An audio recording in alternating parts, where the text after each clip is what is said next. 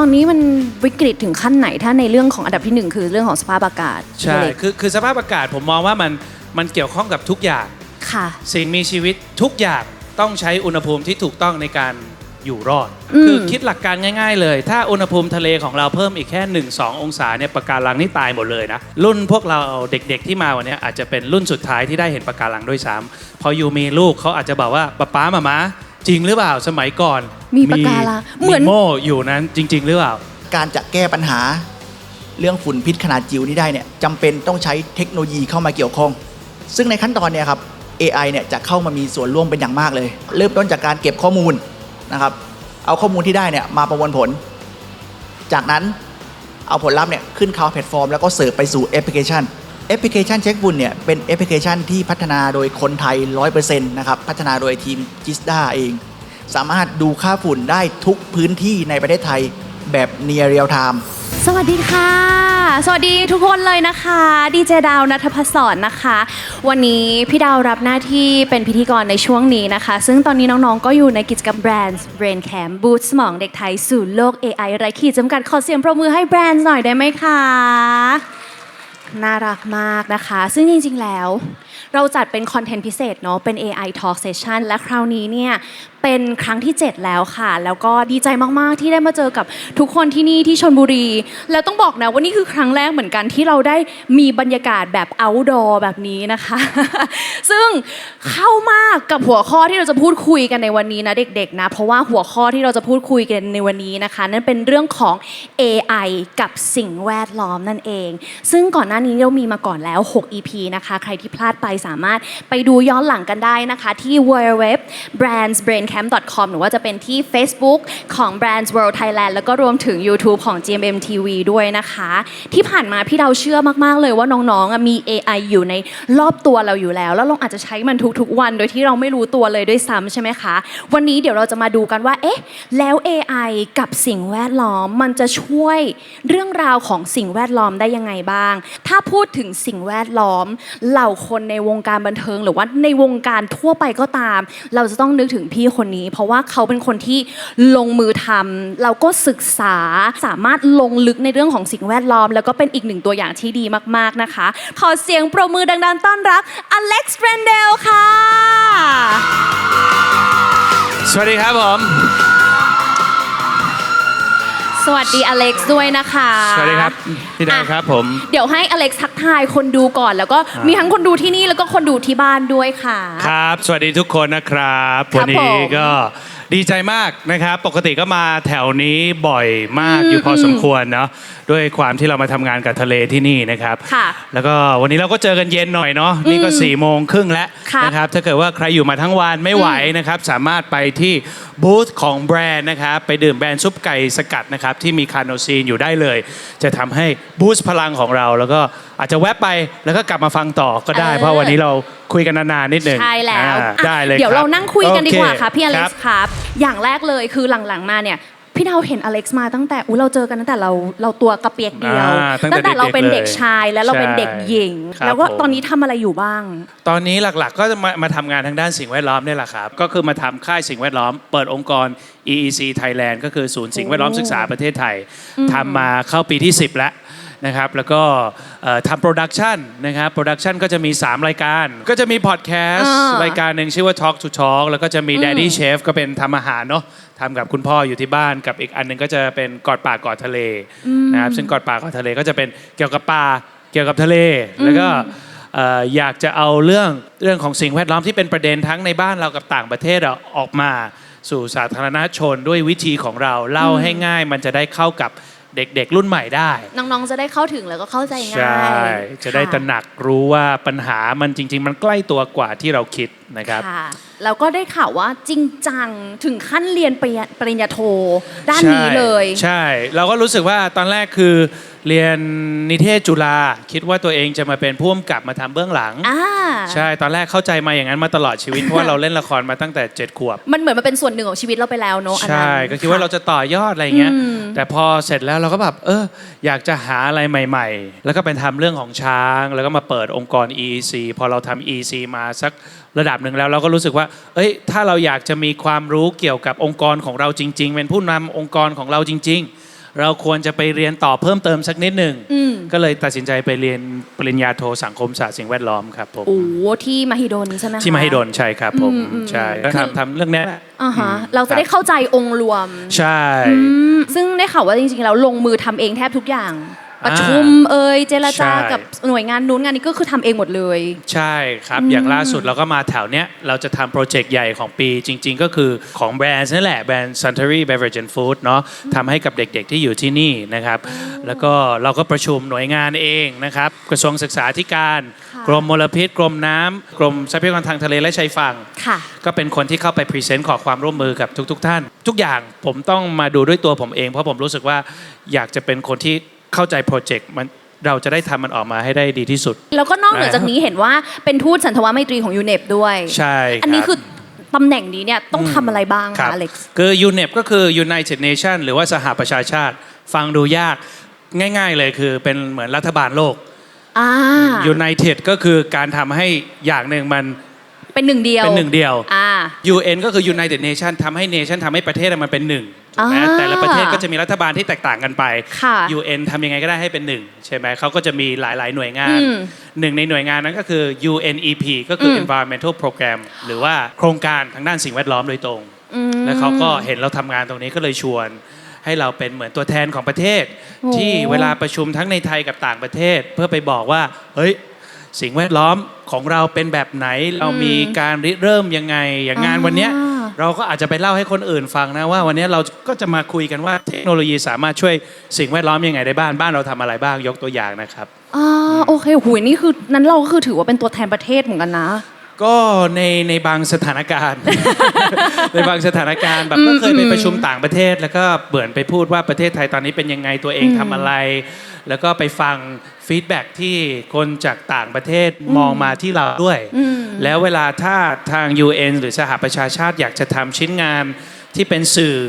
วิดีโอสื่อภาพนิ่ง ก็จะเป็นเราเนี่ยเป็นตัวสื่อสารในการออกไป แล้วก็พอเขาพูดขนาดนี้ปุ๊บพี่เราเลยอยากรู้เลยคือปกติเวลาที่เราดูสารคดีเนาะเด็กๆเนาะเราจะเห็นว่าโอ้โหภาพสวยมาก แต่คนที่ลงพื้นที่จริงๆเนี่ยเขาต้องทรหดอดทนสุดๆ แชร์ได้ไหมคะ ครับ มันทรหดอดทนอย่างที่เราเห็นในทีวีไหม ก็เป็นอย่างนั้นนะครับ คือด้วยความที่เราทำงานกับสัตว์ทะเลสัตว์ป่าใช่ไหมเขาอยู่ในป่าอยู่ในทะเลจริงๆ การเฝ้าเนี่ยเป็นสิ่งที่มันใช้หลายชั่วโมงมาก ผมเคยไปเฝ้าหลุมเต่าให้รอให้หลุมเต่าเกิดขึ้นมาเนี่ย ผมไปเฝ้าตั้งแต่6 โมงเย็น ออกตอนตี 4คือออกไม่คิดถึงคนเลยอะไม่คิดถึงคนเฝ้าเลย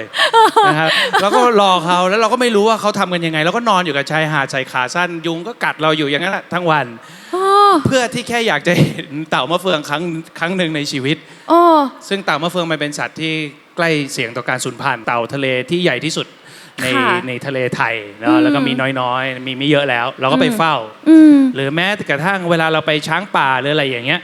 มันไม่ใช่เหมือนสวนสัตว์ใช่ไหมเราก็ต้องเฝ้าเราก็ต้องดู มันไม่มีคนปล่อยคิวอยู่แล้วอะเนาะ ไม่มีแต่มันก็จะมีแบบด้วยความรู้มันก็จะเริ่มเห็นมีนกมาแสดงว่าสัตว์ใหญ่เริ่มมา มันจะเริ่มเก็บ เป็นสัญญาณ ประสบการณ์มีสัญญาณมาบ้าง แล้วตลอด 10 ปีที่ผ่านมา ครับ ที่เราได้คลุกคลีอยู่กับวงการสิ่งแวดล้อม เราเจอปัญหาเรื่องของการเปลี่ยนแปลงด้านสิ่งแวดล้อมอะไรบ้างที่เรารู้สึกว่าตอนเนี้ยมันวิกฤตแล้ว ครับ คุยกันแบบแฟกต์แบบตรง คือในโลกเราอ่ะตอนเนี้ยถ้าเราแบ่งเป็น3 หมวดหมู่เลยนะครับก็คือ 3 วิกฤตโลก เขาจะเรียกว่า triple planetary crisis triple ก็คือ 3 planetary โลก crisis ก็คือวิกฤต ๆอืม ให้คนทายแล้วกันว่ามีอะไรบ้าง ที่เรานั่งอยู่ตรงเนี้ยเราก็รู้สึกได้ อะไร นะ นะครับ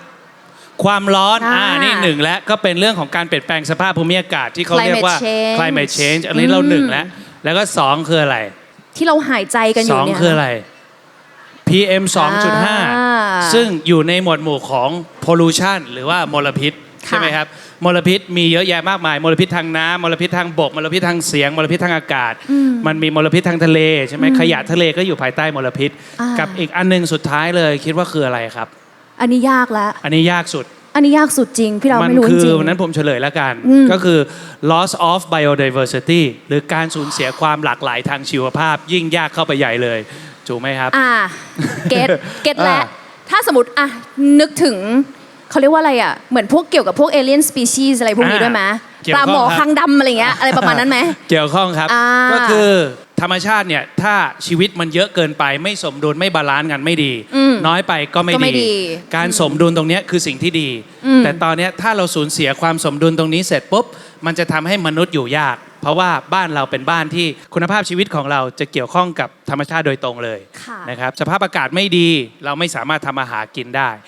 ถ้าเราทำงานทางด้านการเกษตรวันนี้ผลผลิตเราก็ไม่สามารถที่จะรู้ได้ว่าเราจะเก็บเมื่อไหร่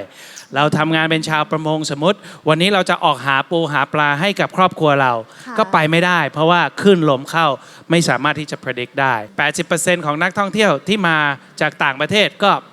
มาเพื่อมาดูทะเลที่สวยงามของเรา ค่ะ ทำให้มีงานการทำให้ร้านอาหารอยู่ได้โรงแรมอยู่ได้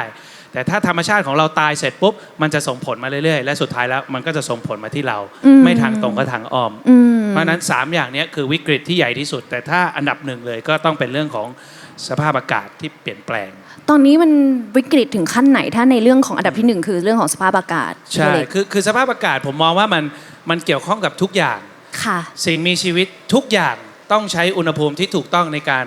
อยู่รอด อืม คือคิดหลักการง่าย ๆ เลย ถ้าอุณหภูมิทะเลของเราเพิ่มอีกแค่ 1-2 องศาเนี่ยปะการังนี่ตายหมดเลยนะ รุ่นพวกเราเด็กๆที่มาวันนี้อาจจะเป็นรุ่นสุดท้ายที่ได้เห็นปะการังด้วยซ้ำพออยู่มีลูกเขาอาจจะบอกว่าป๊ามาจริงหรือเปล่าสมัยก่อน มีปะการังเหมือน โม่อยู่นั้นจริง ๆ หรือเปล่า มันเป็นไม่ได้เหมือนกับที่เรา อ๋อ กำลังอ่านประวัติศาสตร์ไดโนเสาร์อ่ะ อืม มันคือฟิลเดียวกันเลย อืม แล้วเขาคิดว่าเนี่ยสิ่งเนี้ยอาจจะเกิดขึ้นได้ภายในปี 2030 แต่อาจจะไม่ถึง 2030 26 27 ที่กำลังจะถึงเนี่ยมันก็เสื่อมโทรมไปเยอะ อาจจะเกิดเหตุการณ์นี้ได้ใน 2-3 ปีนี้ข้างหน้า ถ้าเกิดว่าเราไม่ช่วยกัน หรือเราไม่สร้างความเปลี่ยนแปลงที่มันแบบยิ่งใหญ่มหาศาลจริง อันนั้นก็เป็นเรื่องหนึงแต่อีกหนึ่งเรื่องที่เรารู้สึกมันใกล้ตัวเรามากๆนั่นก็คือ ครับ เรื่องของฝุ่น PM 2.5 เราวิกฤตมากไหมคะ เราวิกฤตมาก ไม่มีกำลังใจ ใช่ ตรงนี้แล้วนะ เราวิกฤต แต่อันเนี้ยเราเรียนรู้ร่วมกันเพื่อที่จะป้องกันแล้วก็ช่วยให้มันดีขึ้นได้เนาะ ใช่ อืม ถูกต้องเมื่อประมาณอาทิตย์ที่แล้วผมไปเจอคุณแม่ท่านหนึ่ง ค่ะ เขาบอกว่าเขาอยู่ที่ภาคเหนือเขาบอกว่า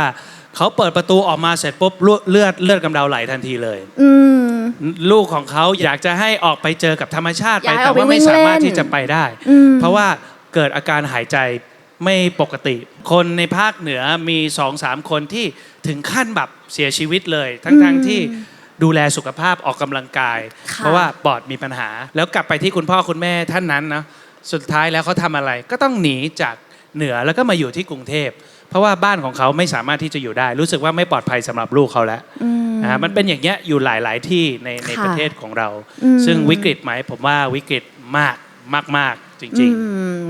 ก่อนหน้านี้เราไม่เคยรู้เลยว่าเราต้องเช็คแอปพลิเคชัน ดูฝุ่นก่อนเราจะออกจากบ้านแต่เดี๋ยวนี้คือ ใช่ พี่เราต้องเช็คตลอดเลยเพราะว่า ใช่ เราไม่มีทางมองเห็นได้เลย ใช่ครับ แล้วด้วยความที่มันเป็นสิ่งที่เรามองไม่เห็นนะคะ ณ ตอนเนี้ยเราจะสามารถแก้ปัญหานี้ได้ยังไงบ้างอเล็ก ๆ ใช่ครับ ผมคิดว่าระบบในการประเมินสภาพอากาศ ค่ะ ยังสามารถเอาเทคโนโลยีแล้วมาพัฒนาให้มันใช้ได้มีประสิทธิภาพมากกว่านี้นะครับแอปของเราปกติเวลาสมมติว่าเราจะไปดำน้ำกันเราจะต้องเช็คแอปก่อน แอปเนี่ยมันจะบอกอะไรบ้าง มันจะบอกว่าน้ำขึ้นน้ำลงตอนกี่โมง เพื่อความปลอดภัยด้วยเนาะ ใช่ถ้าไม่ดูนี่กลับขากลับเรือติดแห้งแน่นอน รอจนกว่าน้ำจะขึ้นกว่าจะกลับบ้านได้ ครับ ในตรงข้ามกัน ผมไปต่างประเทศ ผมได้เห็นวิธีการอย่างไปญี่ปุ่นอย่างเงี้ยเขาจะขึ้นเลยกลางเมืองเลยนะเขาจะมีเลยว่าอีก 5 นาทีหิมะตก เพื่อให้การท่องเที่ยวสามารถที่จะปรับตัวทัน นักท่องเที่ยวได้ปรับตัวทันให้หลบทันให้นู่นนี่นั่น ค่ะ ทันถ้าเรามีระบบ AI หรือระบบเทคโนโลยีอย่างเงี้ยที่จะเข้ามาช่วยเราได้ ผมก็คิดว่าจะทำให้ทุกคนเนี่ยรับรู้ถึงสถานการณ์ที่กำลังจะเกิดขึ้น ใช้ชีวิตได้ง่ายขึ้นและปลอดภัยขึ้น ใช่ครับ แล้วก็ปรับตัวทันด้วย นี่ก็คือถ้าสมมติว่า AI สามารถช่วยได้ก็จะประมาณนี้ แต่ว่าสิ่งที่สำคัญที่สุดจริง ๆ ถ้าจะแก้ในทางที่ยั่งยืนพี่อเล็กว่าเราจะต้องแก้จากอะไร จริงๆ ต้องแก้มาจากวิธีคิดของเรานะครับอย่างที่ผมทำก็คือจะมาทาง education เลยนะครับก็คือเรื่องของการศึกษาการเรียนรู้ สิ่งแวดล้อมศึกษาแล้วก็วิธีการก็คือ edutainment education บวกกับ entertainment ก็คือทำให้การเรียนมันสนุกอย่างถ้าเกิดว่าเราไม่สนุกทุกคนก็จะเบื่อ เราก็ไม่อยากเรียนไม่อยากรู้ ไม่อยากรู้หรอกแล้ว ฟ้าดินอากาศต้นไม้ปลูกกันยังไง ถ้าไม่ได้รักจริงก็อาจจะไม่ได้สนใจถูกไหมแต่ถ้าเราสามารถทำให้มันสนุกมีเพลงมีอะไรเข้ามานะครับและการที่เรามีความรู้เกี่ยวกับสิ่งนั้น เราก็จะสามารถทำให้เราอยากที่จะปกป้องเหมือนเรามีความรักอ่ะถูกไหม ถ้าเรารู้จักเขามากขึ้น เราเข้าใจเขามากขึ้น เราจะห่วงเขามากขึ้นเราอยากจะดูแลเขามากขึ้น อยากจะปกป้องเขามากขึ้น อยากจะปกป้องธรรมชาติก็เหมือนกัน เรายิ่งเราให้ความรู้เรายิ่งให้แรงบันดาลใจ คนก็จะอยากปกป้อง อยากจะรักษามากขึ้นแน่นอน เพราะฉะนั้นก็คือการสร้างจิตสำนึกก็เลยมีโครงการของตัวเองขึ้นมา แล้วก็ ครับ เหมือนกับแบบปลูกฝังให้น้องๆ รวมถึงน้องๆในวันนี้พี่ดาวก็หวังเหมือนกันพี่อเล็กซ์ก็หวังเป็นอย่างมากเลยว่าวัน ครับ ที่เรามานั่งคุยกันวันนี้เนี่ยน้องๆจะเริ่มเห็นแล้วว่าปัญหาเนี้ยมันไม่ใช่ปัญหาที่ไกลตัวเราอีกต่อไปนะคะ ใช่มันใก โอ ล้ เค มาก ตอนนี้เดี๋ยวเราให้พี่อเล็กซ์ลงไป โอเค นั่งพักแป๊บหนึ่งเพราะว่าจะถึงคิวของสปีกเกอร์ของเราแล้วขอบคุณพี่อเล็กซ์นะคะ ขอบคุณครับ ขอบคุณนะ พี่ คะ ดาวครับ ขอบคุณ ขอบคุณทุกคนครับ เอาล่ะวันนี้สปีกเกอร์ของเราค่ะ ก็เลยเป็นอีกหนึ่งบุคคลสำคัญมากๆนะคะ ที่เขามาจากสำนักงานพัฒนาเทคโนโลยีอวกาศ และภูมิสารสนเทศหรือว่าจิสดาเขาสร้างแอปพลิเคชัน เรื่องของรายงานค่าฝุ่นที่เรียกว่าแม่นยำที่สุดแอปหนึ่งของไทยเลย วันนี้ค่ะเขาจะมาบอกเล่าถึงแอปพลิเคชันนี้ว่ากว่าที่จะออกมาเป็นเครื่องมือที่ช่วยให้เราได้เรียกว่าตระหนัก ได้เราพยากรณ์ก่อนที่เราจะออกจากบ้านเนี่ยต้องทำอะไรยังไงบ้าง แล้ว AI ช่วยในเรื่องนี้ยังไงบ้างนะคะ กับหัวข้อของเราวันนี้ AI วัดฝุ่นสัญชาติไทยสู่ความภูมิใจระดับโลกนะคะ ขอเสียงปรบมือดังๆ ให้กับคุณเอ็มพัทราวุฒิผู้ทองค่ะ จิสดาเป็นหน่วยงานด้านเทคโนโลยีอวกาศ และภูมิสารสนเทศครับ เราอยู่กับการพัฒนาเทคโนโลยีแทบจะตลอดเวลา พยายามรังสรรค์นวัตกรรมใหม่ๆออกมาเพื่อแก้ปัญหาต่างๆ ในขณะที่เทคโนโลยีของเรานะครับกำลังพัฒนาอย่างก้าวกระโดดนะฮะในทางตรงกันข้าม สิ่งแวดล้อมของเราเนี่ยก็เสื่อมถอยลงเรื่อยๆ พูดถึงปัญหาสิ่งแวดล้อมแล้ว สิ่งหนึ่งที่จะไม่พูดถึงไม่ได้เลยนะครับก็คือปัญหาเรื่องฝุ่นหนึ่งในภารกิจสำคัญที่พี่ได้รับมอบหมายจากหน่วยงานก็คือพยายามพัฒนานวัตกรรม เพื่อแก้ไขปัญหา ในวันแรกที่พี่ได้รับโจทย์ พี่ก็ตั้งโจทย์กับตัวเองอีกครั้งหนึ่งว่า เราจะทำยังไงล่ะ ให้คนไทยเนี่ยรู้ค่าฝุ่นในพื้นที่ของตัวเอง ได้ตลอด 24 ชั่วโมง และเป็นแบบเนียร์เรียลไทม์น้องอาจสงสัยนะครับว่าแล้วเรื่องฝุ่นเนี่ยมันเกี่ยวอะไรกับงานของพี่ แล้วเทคโนโลยีอวกาศที่มันอยู่ไกลมากๆเนี่ยมันจะเข้ามามีส่วนร่วมเข้ามาแก้ปัญหาตรงนี้ได้อย่างไร ฝุ่น PM 2.5 คืออะไรนะครับฝุ่น PM 2.5 เนี่ยคือละอองขนาดเล็กในอากาศที่เล็กมากในระดับไมครอน ถามว่ามันเล็กแค่ไหนนะเหรอให้น้องๆลองหลับตาครับเอามือจับเส้นผมตัวเอง แล้วก็จินตนาการดู มันเล็ก1/25ของเส้นผ่าศูนย์กลางของเส้นผมของน้องๆใช่ครับมันเล็กมากๆเล็กจนสายตาน้องเนี่ยไม่สามารถมองเห็นได้ จะรู้ตัวอีกทีเนี่ยก็โดนฝุ่นพิษเนี่ยทำร้ายเข้าให้แล้ว เพราะฉะนั้นการจะแก้ปัญหาเรื่องฝุ่นพิษขนาดจิ๋วนี้ได้เนี่ยจำเป็นต้องใช้เทคโนโลยีเข้ามาเกี่ยวข้อง วิธีการจัดเก็บค่าฝุ่นหรือบันทึกค่าฝุ่นวิธีการดั้งเดิมนะครับถ้าดูตามรูปนะฮะเดิมเนี่ยถ้าเราต้องการจะรู้ค่าฝุ่นเนี่ยเราต้องใช้สถานีตรวจวัดภาคพื้นดิน อาจจะเป็นสถานีของ NASA หรือสถานีของประเทศไทยเองแม้กระทั่ง low cost sensor ต่างๆ หลังจากนั้นเนี่ยก็เอาค่าฝุ่นที่ได้นะครับมาประมวลผลเพื่อให้รู้ว่าตรงไหนของประเทศไทยมีค่าฝุ่นเข้มข้นหรือเบาบางเท่าไหร่แต่วิธีการเนี่ยมีจุดอ่อนอยู่นะครับให้น้องๆรู้รูปด้านขวามือนะครับที่เป็นรูปแผนที่ประเทศไทยแล้วก็มีจุดๆเนี่ยเป็นตัวแทนตำแหน่งที่ตั้งของสถานีต่างๆจะเห็นได้ว่าหลายพื้นที่ในประเทศไทยครับไม่ได้มีสถานีตั้งอยู่นะครับเช่นตรงนี้แล้วก็ตรงนี้ตรงเนี้ยไม่มีสถานีตั้งอยู่ถามว่าเราจะวัดค่าฝุ่นยังไงอันเนี้ยเป็นปัญหาที่เราต้องแก้สถานีเนี่ยมันมีไม่ครอบคลุมทุกประเทศไทยต่อให้เราอยากจะเอาสถานีเข้าไปติดตั้งเนี่ยมันก็ทำไม่ได้เนื่องจากติดปัญหาเรื่องของข้อจำกัดทางด้านภูมิประเทศต่อมาเนี่ยเราเลยได้มีการใช้เทคโนโลยีดาวเทียมเข้ามามีส่วนร่วมในการแก้ไขปัญหาครั้งนี้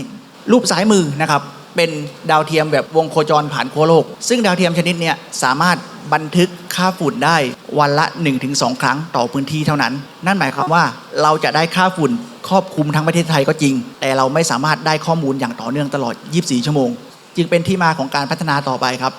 ดูรูปด้านขวานะครับรูปด้านขวาเนี่ยเป็นดาวเทียมแบบวงโคจรค้างฟ้าซึ่งดาวเทียมชนิดเนี่ยเขาจะเคลื่อนที่ด้วยความเร็วที่เท่ากับความเร็วที่โลกหมุนรอบตัวเองทำให้เรารู้สึกเหมือนว่าดาวเทียมดวงเนี้ยอยู่บนหัวเราตลอดเวลาเลยซึ่งนั่นหมายความว่าดาวเทียมดวงเนี้ยสามารถบันทึกค่าของประเทศไทยได้ตลอด 24 ชั่วโมงแต่ค่าฝุ่นนะครับจะนำมาใช้ตรงๆไม่ได้นะครับข้อมูลที่ได้จากดาวเทียมเนี่ยจำเป็นต้องมาทำการปรับแก้ค่ากับสถานีภาคพื้นดินซะก่อนเพื่อให้ได้ข้อมูลที่ถูกต้องแม่นยำมากขึ้นก่อนจะเผยแพร่สู่สาธารณะเราเลยจำเป็นต้องใช้ AI เข้ามามีส่วนร่วมในตรงนี้เนื่องจากข้อมูลที่ได้จากเซ็นเซอร์ต่างๆเนี่ยบางทีมันอาจจะมี error คือต้องตัดเออร์เลอร์บางอย่างออกให้เหลือเฉพาะข้อมูลที่มีคุณภาพจริงๆก่อนจะนำข้อมูลเนี่ยเข้าสู่โมเดลประมวลผล AI คือ Machine Learning ตัวนี้นะครับหลังจากนั้นทำการ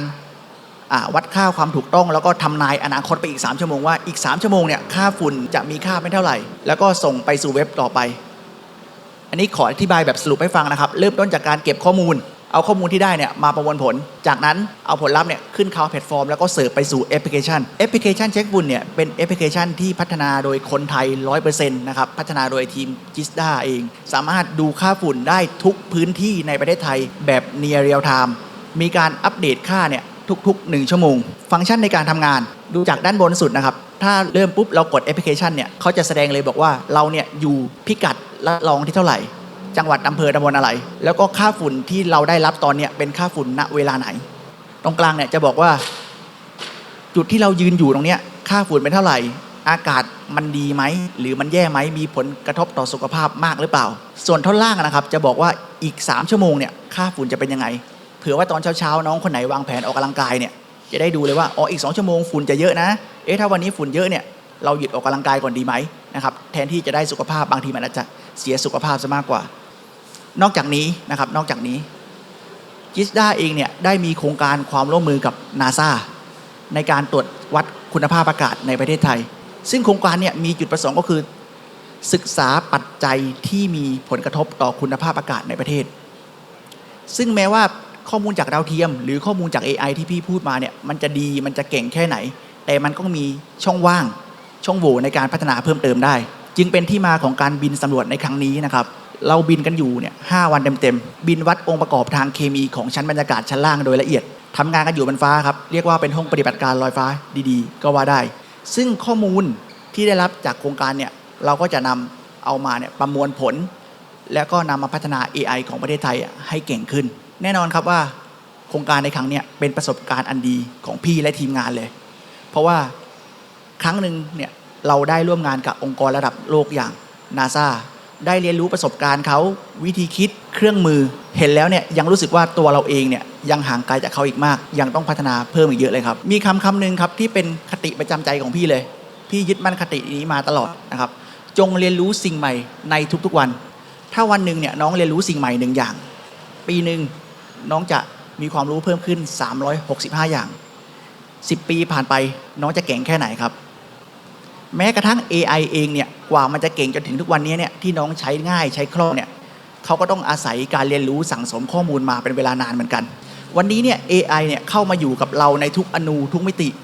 อยู่ในน้ำอยู่บนดินอยู่ในอากาศอยู่ในอวกาศหรือแม้กระทั่งอยู่ในทุกๆลมหายใจของเราวันนี้สังคมอาจจะผลักดันเราเนี่ยให้เราต้องเป็นคนเก่งต้องรู้เรื่องเทคโนโลยีแน่นอนครับว่าทักษะhard skill อย่างการโคดดิ้งหรือการพร้อมเนี่ยมันจะทำให้น้องได้เปรียบในยุคแห่ง AI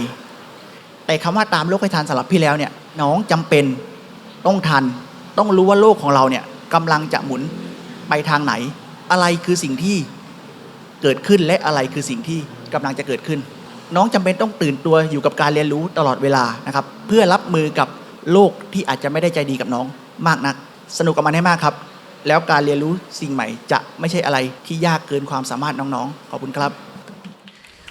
อย่างแรกเลยเมื่อกี้ที่ดาวฟังอยู่เราเลยอยากรู้เลยค่ะว่าจริงๆแล้วปัญหาสิ่งแวดล้อมมันมีหลายด้านมากๆทำไม Jisda ถึงสนใจที่จะทำเรื่องฝุ่นออกมาให้เป็นรูปธรรมมากขึ้นจริงๆแล้วนะครับ Jisda เนี่ยทำงานเกี่ยวกับสิ่งแวดล้อมหลายด้านเนาะแต่วันนี้ผมเลือกมาพูดเรื่องฝุ่นให้ทุกคนฟังเนี่ยเพราะว่าเรื่องฝุ่นเนี่ยเป็นเรื่องที่ทุกคนจะได้รับผลกระทบไม่ว่าท่านจะอยู่ที่ใดของประเทศไทยทำอาชีพอะไรทุกท่านได้รับผลกระทบจากตรงนี้แน่จริงๆแล้วเนี่ยปัญหาฝุ่นในประเทศไทยเนี่ยเกิดมาแล้วมากกว่า20 ปีนะครับแต่เราคนไทยเนี่ยเพิ่งมาตื่นตัวกันเมื่อปี62นี่เองเพราะว่าปี62เนี่ยอยู่ดีๆมันก็มีฝุ่นเข้ามาในบ้านเราเข้ามาในกรุงเทพมหานครเนี่ยอย่างมากมายเลยทำให้เราเนี่ยตื่นตระหนกนะครับถามว่าประเทศอื่นมีปัญหาเรื่องนี้ไหมก็ต้องตอบครับว่าสิงคโปร์ก็มีปัญหาเรื่องนี้นะครับแต่แก้สำเร็จไปแล้วจีนก็มีปัญหาเรื่องนี้กำลังแก้อยู่เพราะฉะนั้น Jisda เนี่ยครับได้ทำข้อมูลตรงนี้เสิร์ฟสู่ประชาชนแล้วข้อมูลส่วนหนึ่งเนี่ยก็เสิร์ฟสู่รัฐบาล